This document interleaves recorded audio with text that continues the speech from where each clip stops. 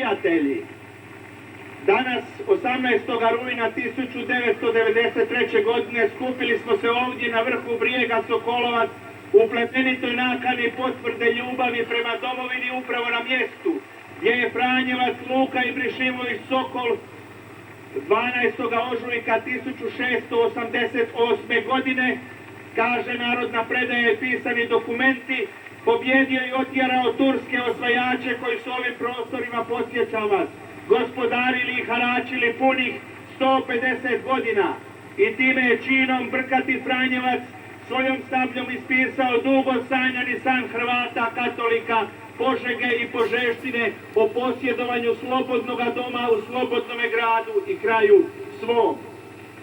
Danas, 305 godina kasnije od toga vremena, ovdje okupljeni sa poštovanjem i ponosom se sjećamo svih hrvatskih naraštaja tijekom zapisane i kazivane povijesti koji su životima svojim i žrtvom pomogli i učinili da postane i ostane jednom ova zemlja Hrvatska. Ovaj križ kao znak pripadnosti ovih naših prostora europskoj uljudbi i zapadnom kršćanskom svjetonazoru, Matica Hrvatska i Hrvatski domobran podižu kao jasnu i čitljivu potvrdu odanosti, vjeri predaka u slavu Bogu vječnom, na ponos gradu svom, a sve to zajedno kao osjećaj duboke zahvalnosti svima onima koji su tijekom duge povijesti, umirući za Hrvatsku, uvijek potvrđivali njene najveće i najsvetije vrijednosti i iskazivali privrženost domu svom i domovini Hrvatskoj. Ovaj 12 metara visoki križ, ogranci Matice Hrvatske i Hrvatskoga domobrana, podižu za sjećanje potomstvu na vrijeme u kojemu je rođena slobodna, suverena Hrvatska.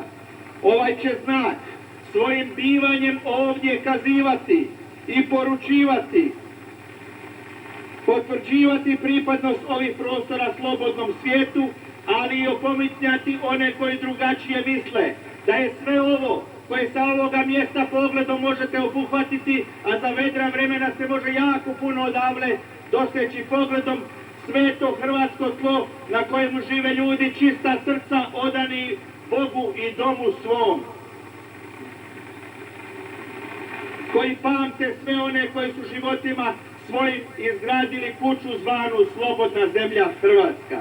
Ovaj križ je i podsjetnik i nama i svima na sve one Hrvate koji kosti leže rasute širinama svijeta, a koji su negdje daleko umirali sa hrvatskim domom u srcu, sa hrvatskom riječi na usnama. To su i oni što leže po grobištima Jazovke, Blajburga, Kočevskog Roga, pa i ovi vrlo blizu ovdje na Odorovcu, Jasikovcu, Ponoru nad Točkom i dolje uz Domobransku ulicu i još mnogi na mnogim dalekim i bližim postajama Hrvatskoga križnoga puta.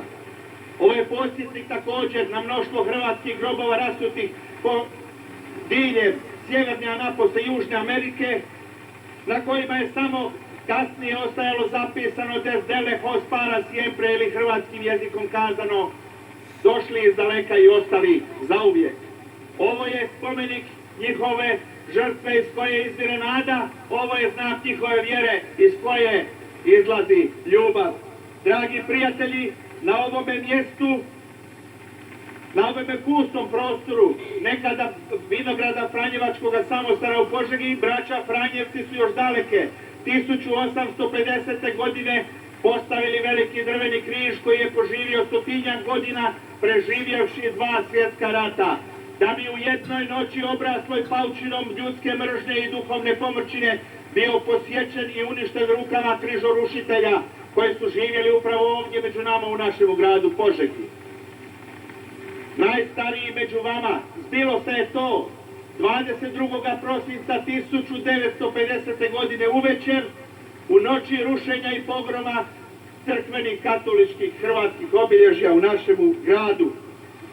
Najstariji će se možda među vama sjetiti da je te noći srušeno, osim ovoga križa, i glave svetaca na spomeniku Svetome Trojstvu na glavnom Požeškom trgu, kameno raspelo u ulici Gornji Arslanovci, spomenik svetoga Sebastijana na početku ulice Grgin Dol, misijski veliki križ pred pročeljem crkve Svete Terezije, kameno raspelo uz Orljavu kraj nekadašnje Protićeve brane u današnjem početku Frankopanske ulice i kipovi Blažene Djevice Marije i Svetoga Ivana Apostola ovdje dolje što su stajali pod križem sa raspetim Hristom na Požeškoj kalvariji.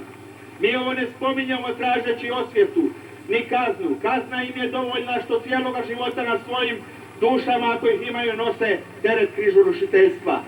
Dragi prijatelji, još jednom dragi prijatelji, danas ovdje na ovome pustome prostoru mi članovi ogranka Matice Hrvatske i vi članovi Hrvatskog domobrana i vi skupa zajedno s nama i naši dragi gosti i Požežani na vrhu ovoga visokoga časnoga brijega postavljamo ovaj domovinski križ koji će neupućenima i danju i noću dobronamjerno skazivati tko smo, što smo, odakle smo i zašto smo. A ako nas netko unatoč tome jednom ipak nešto o tome zapita, bez ustručavanja ćemo mu reći.